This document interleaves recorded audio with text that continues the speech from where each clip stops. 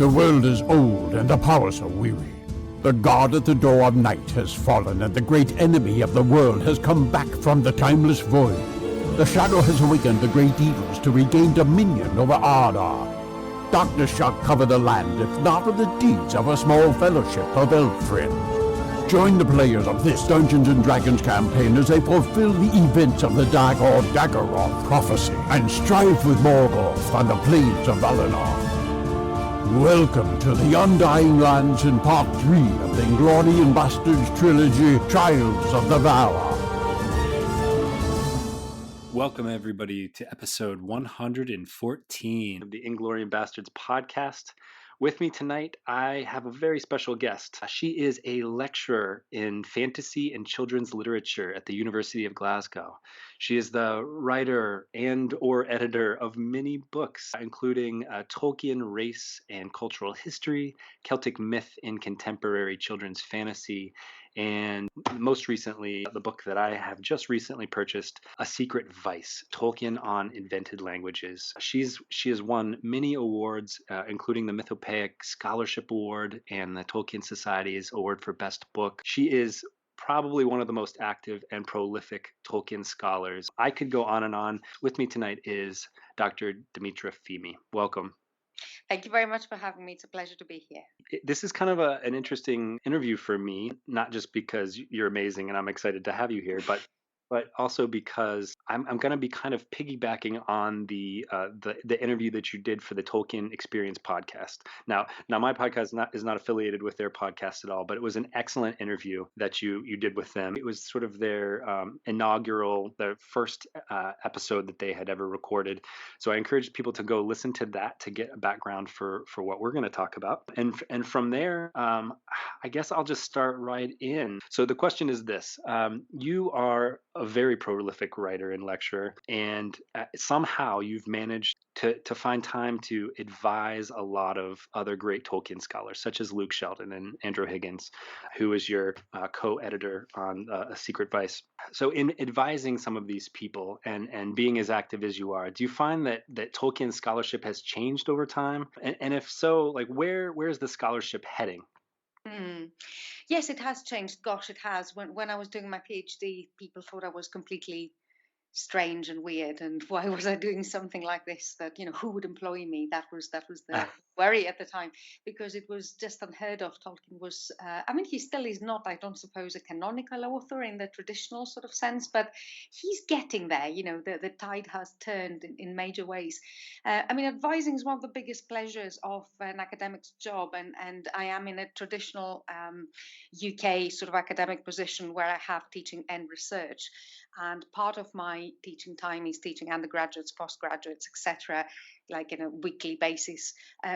We call it supervising over here. I think advising is the American term, but supervising PhDs is a big part of my job, and it's a privilege, and it's brilliant to see, what projects come out of my my PhD students' work. I've got another 5 on the go at the moment, and more lined up for September. So the demand is there, and it's just brilliant to see new ideas sort of flowering, having those creative conversations with people who have started looking at things that you haven't even ever thought about. You think you thought about everything and you haven't. There's always more to do in Tolkien studies.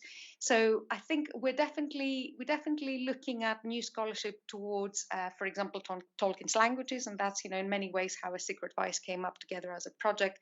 So Andy is one of the first people who really looked at the languages in a serious way and in a detailed way, and that was always a bee in my bonnet from my first books. I had a go at really the ideas about philosophy of language in Tolkien's world, but somebody really needed to go, to his early stuff and see how the language and the mythology sort of cross-pollinated each other, and that was Andy's project, and he was the right person to do this.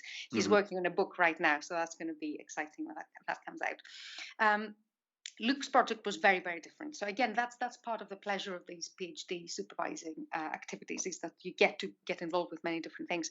Luke's was a sort of reception studies and it included field work. It included interviewing young readers of the Lord of the Rings and trying to understand the way that younger readers receive the text, and does that really actually tally up with what us, the scholars, as a consensus understand about the text. And in many ways, Luke's project, I think, sort of challenges some of the cliches that all the Tolkien scholarship has fallen into. And that's, again, something very, very exciting. I've got a student who's working with Tolkien's ideas of folklore, and mostly his sort of non-Middle Earth poetry, which is doing some brilliant stuff. I've got another student who's working on Tolkien and the Irish material, the Irish tradition. Again, Tolkien's Celtic sort of sources is something that I've published on, but there's so much more to be done there. I've got a student who's working on fantasy and theatre and theatricality, and there is a bit of Tolkien in that as well. So there are a number of different things that I don't think my generation would have necessarily been thinking about. It's as the field is expanding and different approaches and different ideas come to they come to inform the field as it grows, then new perspectives come in. And actually all of this illuminates Tolkien's work, or often, as with The Secret Vice, new material comes to the fore. So it's a great part of the job, the supervising, and it does keep me sort of up to date with the cutting edge of what's happening right now with the younger generation of scholars. And of course, there's always going to be new concerns, I suppose, and new anxieties and new ways of thinking. So I think we're talking a lot more today about diversity in fantasy literature, about gender and ethnicity representation, and we are going back to sort of revisit Tolkien's work in that respect. And again, my work, my first book, which is now 10 years old, gosh, I don't know when that happened, but there you are. I had one of the first sort of analysis of race and racial anthropology in Tolkien's work. But this still needs so much more work. So I've seen some interesting papers that look at Tolkien from a post-colonial perspective, for example, or look at more creative responses to gender diversity, etc. Wow. Well, let's stay right on the books that you've written, and let's go to your next book. I believe the next one that you published was Celtic Myth in Contemporary Children's Fantasy. Yeah. Is that right? That was the second monograph. It all happened very... Yeah, so I had the first book was 2008, then A Secret Vice was 2016, and Celtic Myth was 2017. But they were sort of written at about the same time. I mean, it was a crazy couple of years where I was doing two books at the same time. Oh my! Which I've no idea how that sort of I mean, a lot of Celtic myth and contemporary children's fantasy was written late at nights. I mean, I'm going to be completely honest here. And that when I submitted it, I was so worried that it would come back with, this doesn't make any sense. This sounds like somebody who's staying up at 2:00 a.m. to sort of write. But I had a very young child at the time, and I was in a different job, which was much more teaching intensive. So there was no... the time I had was far more limited. But that was a fun book to write, and it was in many ways going back to my master's studies, which was I have a master's in Celtic studies, and looking again at the reception of Welsh and Irish medieval literature in contemporary fantasy, which is children's fantasy, especially children and young adult, which has been something I've been fascinated with for a while. But I think what I wanted to try and explain and sort of argue was that there's a particular vision of the Celtic world that fantasy keeps on reproducing that isn't necessarily what scholarship would understand is the authentic Celtic past, or can we even use the term Celtic? That's a big debate at the moment in academia. But there is a sort of there are stereotypes there that fantasy reproduces, but at the same time it preserves all of this. The creative sort of more magical elements have fed into some amazing pieces of children's fantasy, like Lloyd Alexander, Alan Garner, Susan Cooper. Some very, very big names. Well, this has come up a lot in my interviews. Surprisingly, I had no idea when I went down this rabbit hole that Celtic myth would come up so much. And Verlyn Flieger has written pieces on this, and we got a chance to interview her. We talked a little bit about some of the Celtic flooding myths Yep. that Tolkien would have been familiar with. Oh, for sure. So let's stay on the children's fantasy path. I know that you've talked about. I think I've seen it and listened to it in other interviews and maybe even on social media where you're reading The Hobbit with your kids. Oh, with my son. Yeah, I've got a young boy, and we read it. Finished reading it around November last year, so it was from September to November-ish. So it took us a couple of months, and he was then he's 7. He turned 7 in January, so he was just leading up to 7 years old, and it was so much fun. It was so much fun, and we just did it at bedtime reading, as you do with all sorts of, we had done already like Winnie the Pooh and Alice's Adventures in Wonderland, and Mhm. a lot of classics. And then I thought, right, I think this is now the right time. And for a Tolkien scholar, it's really difficult. I've tried not to sort of overwhelm him with Tolkien all the way through, because that's a big temptation, and you can have the opposite effect Yeah. that way. But reading it with him was it was sort of a revelation in some ways, because I sort of revisited with the eyes of a nearly 7-year-old. Well, what's funny to me, I'm reading it with.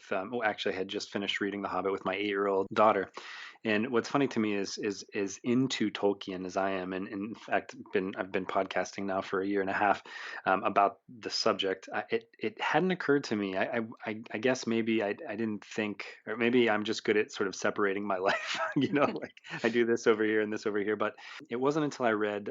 There's a science fiction book called Red Rising, which I'm sure you've heard of, and the author in the acknowledgement talks about how formative it was for him when his father read The Hobbit to him, and I thought, wow, that's that's genius.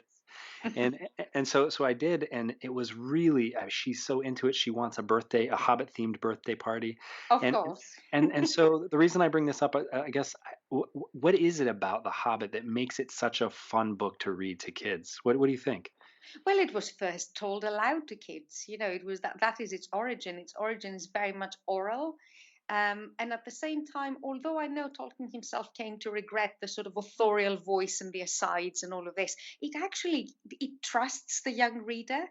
There's no there's no portal. You open the book and you're straight away into another place, into another world, and that nobody had quite done that in the same way until Tolkien did it for young readers. And that trust of, I'm going to take you in that other world, and we will navigate it. And with Bilbo, you're going to find out more about Middle Earth, and you'll find out about a number of things, some of them pretty complex, some of them very, very scholarly, but in a way that makes sense, and in a story that is quite exciting. But at the same time, there's no sort of dumbing down, or sort of less demanding in terms of descriptions. For example, there's pages and pages of description, Hmm. and that trust that the young reader is going to follow with that, and feel that they are not being patronized, but they're being spoken to as readers that are worth addressing, is Hmm. quite important. I also think there's it's just hilarious at points. There's so much humor in The Hobbit that, again, I don't think it comes across as much if you don't read it aloud. When you read it aloud, a lot of wordplay, repetition, all of the Borough Hobbit scene. When Yeah. Bilbo is with the trolls. I mean, we had hysterics of laughter with that one. I was like, it really didn't make me laugh on the page. It's very, very different when you read these things aloud, or the dialogue between Thorin and the Elven King in Mirkwood, which is like, so what were you doing here? We were starving, and you were trying to sort of spy on my people. No, we were just starving. He keeps on saying we were starving, and if you read it aloud, you read it as if it's been written in capitals, and you suddenly realize the humor of the scene where Thorin's just saying, "We just needed food. We have nothing against you. We just needed to eat something," and it's just very, very funny. And it's really it's a joy to read out loud. I think maybe it was Michael Drought who said it's really clear who's talking in The Hobbit. Whereas there's some books that it's a little harder to read them out loud. Um, Yes, yes. But orality was its inception. This is a story that was told orally for a long time before committed to paper. It was committed to paper in bits. It was not. This isn't something that was composed from the beginning on paper, and that, I think, shows quite clearly. Yeah. Well, as a parent to a child who's probably about the same age as my kids, can I tell you a dad joke? I'll see if you Yeah, can appreciate absolutely. this. Yeah, go for it. So today, my wife was watching one of those shows about building houses, and they were talking about sort of refinishing this fireplace, and they were talking about brick and mortar. And my son says, "Mommy, what's mortar?" And I'm in the kitchen without a beat. I said, "It's where Sauron lives." And my and my daughter just goes, "Daddy." It's her way of rolling eyes at me. Oh So, goodness, that's great. That's uh, excellent. I had some sort of unforeseen reactions to the Hobbit as well, I suppose, because it was just that we'd finished it, and my son was sort of still talking about it and doing drawings. He did quite a bit of fan art around the Hobbit, and then mm, he was talking to his daddy and my husband, and he was saying, "You know what, Daddy? At the end, Thorin dies," and he was quite sad about it. And me, as a sort of protective mum, sort of jumped in straight away, and said, "Yeah, but at least he got to say goodbye to Bilbo, and it wasn't that bad." And he's like, "Well, the main thing is he did the right thing in the end, and he said sorry." aw, He said sorry. It's like, we see, there you go. Some of the main message is there, right? The that's right. redemption of Thorin is quite an That's right. important part of the story. They all became better in the end, you Yeah, know? yeah, Yeah. No, that's very good. We could probably talk about this for a really long time and our kids. definitely. But I just recently picked up A Secret Vice, Tolkien on Invented Languages, which you edited with Andrew Higgins. One of the things that I thought the listener would find sort of most interesting was how this book came to be, and how you organized the book. Is that something Mm. you could talk to us about? Yeah, yeah, definitely. I mean,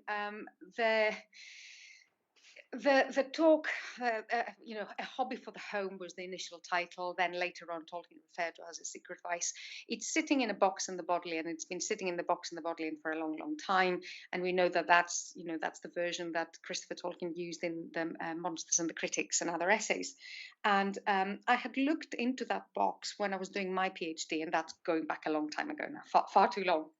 Um, and I knew that it wasn't just the talk in there. There was a mini essay just before the main essay, which was all about a weird phenomenon called phonetic symbolism, which is a very heretic idea. It's very anti-Saussurian, sort of anti-mainstream linguistics at the time. It sort of argues that there is an intrinsic connection between the sound of something and its meaning, which is completely the opposite of what modern linguistics say, which is meaning and sound are arbitrary. The relationship between meaning and sound are arbitrary. We call Mm. a table because we've decided that's what we're going to call it. There's nothing tabley about a table, if you see what I mean. But sound symbolism sort of says that there might be something tabley about a table. And I'm oversimplifying here, clearly. Well, But you that is. actually sounded quite a lot like Bilbo. Do When you, this is, you think? yeah. Oh, Go well, ahead. there we go. Anyway, so that was always interesting to me because I always thought that Tolkien was hinting at this phenomenon in a number of his linguistic work, actually, and in Middle Earth in certain points. So back then, I had asked the Tolkien estate to reproduce that mini essay in my book, in Tolkien, Race and Cultural History. I do reference it back then. But they said, look, this is just a whole essay that's never been published before, and this isn't the right place for it. And I said, that's fine, that's okay, that's it's their decision, and you respect it. And then Andy started his PhD with me, and of course went back to look at A Secret Vice because it's such a key text in terms of Tolkien's invented languages. And while turning the pages, he sort of suddenly we were together in the Bodleian, we were there because I was just looking at another box at that particular point, and he turns around and says, "Dimitra, there's a couple of pages here. What is this?" There's pages here of the essay that are not in Christopher's edition. Oh. There were a couple of loose pages of very, very, very bad handwriting. I have to be completely honest here. And in pencil as well, which is a nightmare with the old sort of frail paper and all that. And it was clearly a bit that there was a little arrow where Tolkien was meant to insert that into the main essay, so it had a place in the main essay, but was never included. And part of me is thinking it's because it was nearly unreadable. It took a long time to transcribe. So Andy referenced that and used that in his thesis because it introduced a whole new invented language, von Norwegian, which wasn't known or heard of until that point. Wow. So Andy was towards the end of finishing his PhD. We've been talking about this. I was like, look, there is a lot in that box that people haven't seen. There is all of that SEO phonetic symbolism, which I think is absolutely crucial and needs to get out there. There is all of this extra stuff in a secret advice, and then there were all the notes after the talk, and there again there were some sort of random things, but clearly also some notes related to the talk about some very, very interesting figures of around the time that Tolkien gave the talk, which you would never ever think that Tolkien would have anything to do with. And we're talking about modernists like James Joyce and Gertrude Stein. And I remember Hmm. sort of Andy and I rubbing our eyes, is this really Stein's name there? Are we just imagining this? How can that be? So that's when we sort of sat down and thought, right, this is just, we really need to go to the estate and make a case that this talk sits around a number of other things that are related, they're clearly all related, they're all about contemporary, and they're worth other people's while to see. They're important for Tolkien scholarship, they're important for the context, the cultural context in which he was creating his languages. Maybe they're not as weird as people think. There is a whole historical cultural context.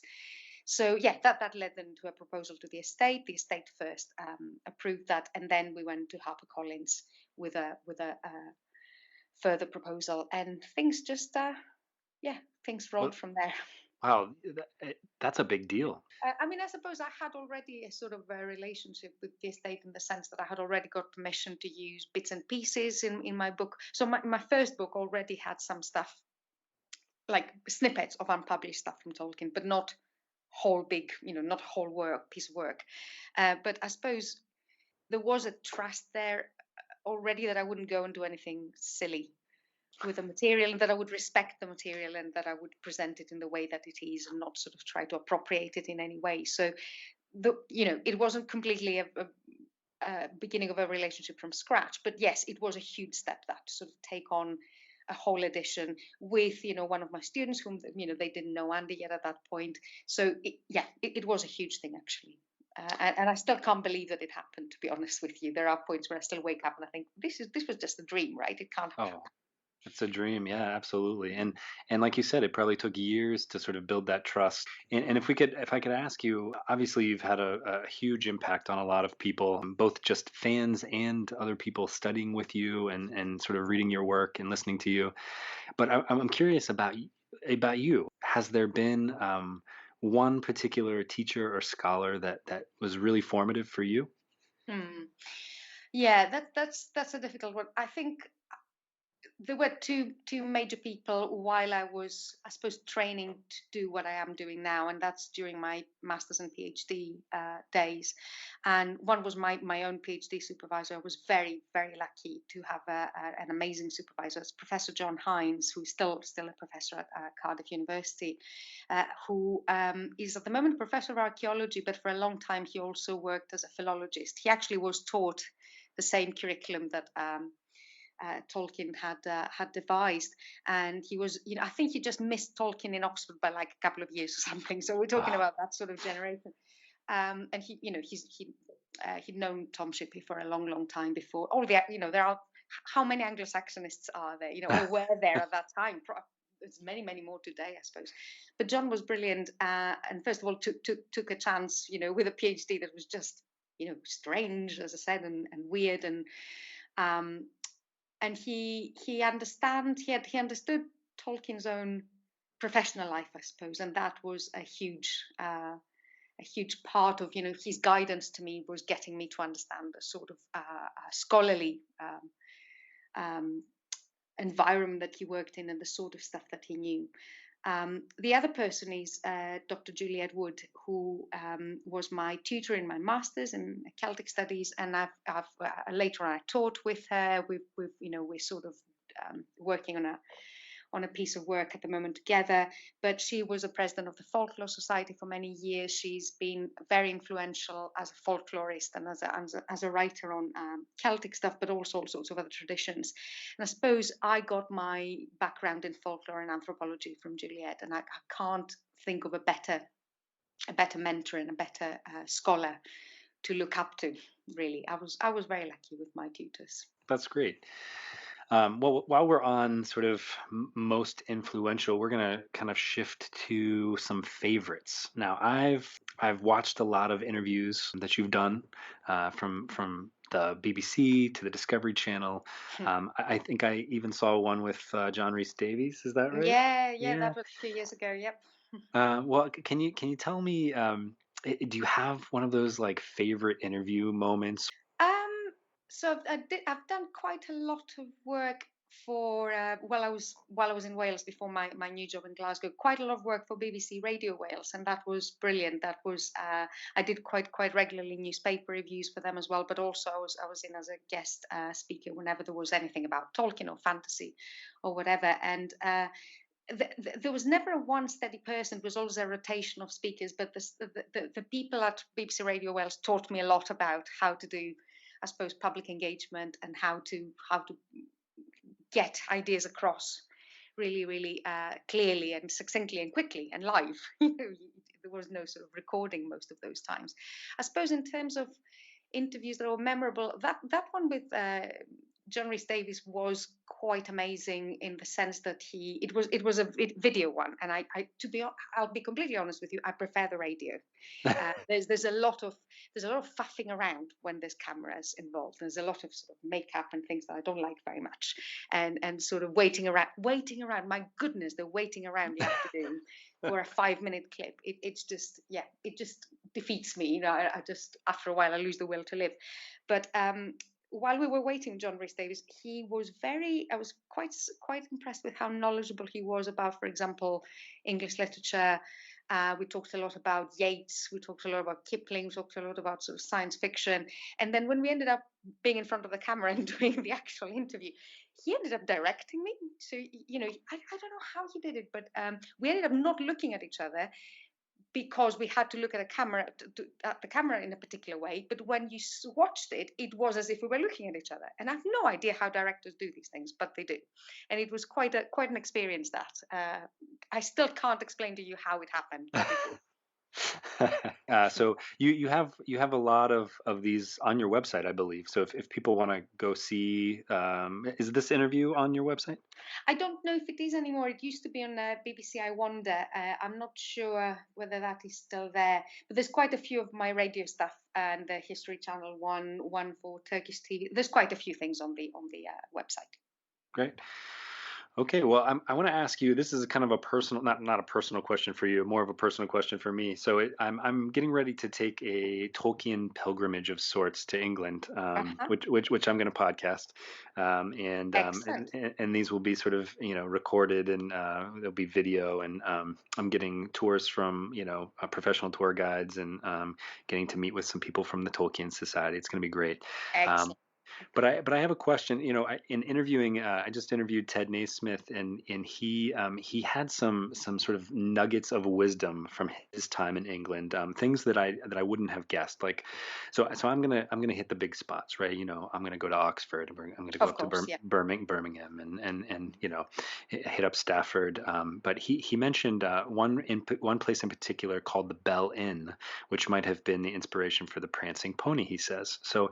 I'm curious, as someone who lives is sort of in near the area, and someone who's sort of traveled around England, and I'm sure seen the sites. Are there any hidden gems that you can give to me of places I should go? There is one place you definitely need to go to. I wouldn't say it's a hidden one, but it's one that people forget about, and I don't know why. It's one of the very few places that actually Tolkien himself identified as a direct influence for a particular scene in the Lord of the Rings, and I don't know why. I don't hear more Tolkien sort of visitors, going there, and that's Cheddar Gorge and Caves. Oh yeah. And then this is, the glittering caves of Aglarond, the caves behind Helm's Deep.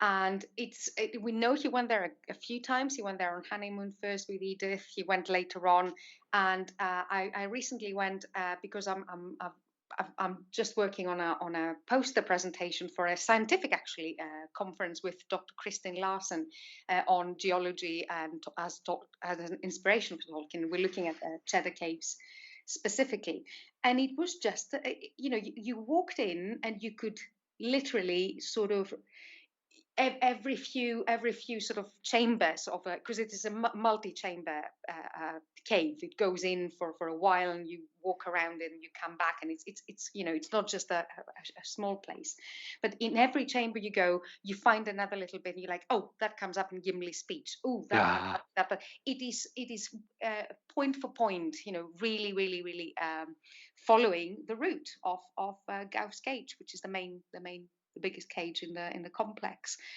So I did a blog post about it, and I posted some of my photos and a video of the Aladdin's cave, which is the most beautiful part of the cave. And as I said, there is this poster presentation for a geology conference that's coming up between me and Christine. But people need to go and see it. It's a real place. He walked there, and he used this particular location very specifically. well, you'll be very happy to know that that is on my list of things Oh, to there do we while go. I'm there. Perfect. I'm very I'm happy. planning to spend a whole day there. Well, so one of the last questions I have to ask you is about kind of related to our podcast. Now, in our podcast, we're in part 3 of kind of a storyline that has taken us to the Lonely Isle, and now to Aman, and they're kind of going all over the place, meeting these people that we've read about in the Book of Lost Tales or in the Hmm. Silmarillion, and in some ways, sort of moving forward in time through my podcast. I'm actually kind of moving back in time in Tolkien's writings in some ways, and they're about to meet some characters named Arian and Tilion. Yep. And so I'm curious. I wanted to ask you about, in the podcast I referred to it as the Lay of Narsilion, but I think that's like it's redundant. I think just saying Narsilion sort of implies the lay. Is that right? It does, yes, yes. I mean, Narsilion is one of those very tantalizing references because it clearly refers to what Tolkien had envisioned as a big piece of work, a lay or a long narrative poem that told the story of how the sun and the moon were created by the Valar. But it doesn't seem like he ever wrote it. Or if he does, I mean, Christopher Tolkien says in the Shape of Middle Earth, if he ever did, I've never seen it. So it might be that there is some hidden sort of piece of paper with it somewhere. But I don't think so. I think this is one of those classic cases of a sort of a referenced epic that adds depth to the world, but isn't necessarily there. Or maybe there were plans to write it and he never did. And it actually shows once more how Tolkien is using folkloric and mythological tropes and um, structures in his own writing, because when you read primary world mythologies, real world mythologies, there's always references to long pieces of work that we very often have lost. And there is always this sort of sense of a palimpsest of layers of texts that talk back to each other, some of them oral, some of them written. And I think that's what's happening here. We have a text that was, that could have been written if Tolkien had decided to, or may have been written, we just don't know, but which encapsulates in the oral tradition inside his world one of the most important parts of sort of the cosmogony, really, the creation of the world as the elves and men later on come to know it. I think the whole myth of the creation of the sun and the moon in Tolkien is quite interesting because it's different to most other primary world mythologies in the sense that the sun and the moon are not the if you think about how many sort of mythologies have the sun as a major deity, for example, or how many scholars are thinking about mythological traditions as sun worshipping, etc. In Tolkien's mythology, the sun and the moon are the second best thing. They're not the main sort of way of illuminating the earth. These were the trees, and the trees were destroyed, and Hmm. we're left now with this leftover. The sun and the moon are what's left of something that was much more splendid, much more magical, much more enchanting. So this sense of loss is already embedded in this creation of the sun and the moon. And I think if that lay existed, or if it does exist, it would be a sort of elegiac, slightly melancholy piece of work. Sure. And this must have been mentioned in the Book of Lost Tales. Is that right? The song isn't mentioned. No, the actually the Book of Lost Tales, the tale of the creation of the sun and the moon is very long. There's it goes on and on and on. Christopher Tolkien actually says that he only gives us parts of it. It's just far too long to include all of it, and that he summarized, at certain points. And he seems to have really got into the nitty gritty of how the gods and the he calls them gods at that point, the Valar, how gods and the Maya think, how they mourn, how they cry, how they make things with their hands. It's a very tactile story, the early one, which we don't see much of that at all in the Silmarillion. It all happens in a few pages, and it's much more sort of elevated biblical sort of rough around the edges sort of description. We don't get all of this down to earth, hands on creation that we get in the Book of Lost Tales. I think something sort of got lost a bit there. But of course, it fits with the effect of the Silmarillion as it came to be later on. And these are the things that I think make these stories so rich and make people just want more, right? The sort of offhanded comments about Queen Baruthiel or like, what about the Entwives? Like, exactly. Tell us more, please. All the bits that we don't have. I mean, but that's again, this is somebody who was a medievalist, right? And I say that to my students very often. Being a medievalist is absolutely brilliant, but it's also frustrating. It's so frustrating because there's all of these references to all of these stories, that all of these texts that we just not have. I mean, it's the same with being a classicist or studying any of the ancient cultures. There's always references to stories and texts that we just don't have anymore. And for Tolkien, that was a source of inspiration. It was like, okay, that story doesn't exist. We've got some hints. How can I fill the gap? And how can I, in some ways that's the Hobbit sort of plot coming out of the Voluspa. The sort of, there's all of these references to dwarfs and a elf with a staff and a thief. What is that story all about? And there we go. And probably, as frustrating as it is, you have those moments like you did at the Bodleian where you find these pieces of paper and it's like being an archaeologist, right? Like, look what I found. I mean, it still happens, I suppose. There's still manuscripts, might still get discovered, and some of these stories sometimes surface again. You never know. That's part of the allurement, I suppose, of the field as well.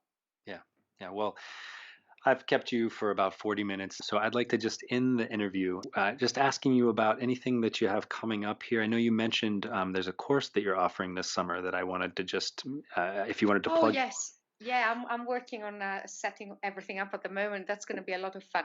It's a new summer course at the University of Glasgow, which is going to give a bit of a glimpse of what we do, because we have a whole master's in fantasy in Glasgow. We've got about 30 students working on PhDs in fantasy.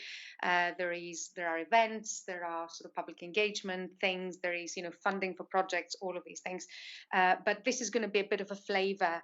And it's an accredited summer course, so people can come and do it for credit and use it for their university degree wherever in the world they are. It's going to be called Fantastic Texts and Where to Find Them. Oh, that's great. I know. I was thinking I had to find a title that I liked to sort of repeat to myself. And it's I think Glasgow is a lovely place to do this sort of thing. And one of the mascots of, well, it's not really a mascot. One of the symbols of the university is the unicorn, which is also a Scottish symbol as well. So it feels sort of like the right place. So we will do some Scottish fantasy as well. Peter Pan is one of the main texts we'll look at, and we'll go to the to Dumfries, to the place where J.M. Barrie went to school and grew up, and the garden he played that he later on acknowledged as an inspiration for Neverland. We'll definitely do some Harry Potter because Hogwarts is around the corner from where we are, I think. And we will go up to Glenfinnan Viaduct and see, where they shot the Hogwarts Express going past the viaduct. But of course there will be Tolkien. And of course there will be Le Guin. There will be some major key fantasy authors included, but also some of the theories and critical approaches to fantasy. Well, I'm a little jealous of anyone who gets to take this course. That sounds fantastic.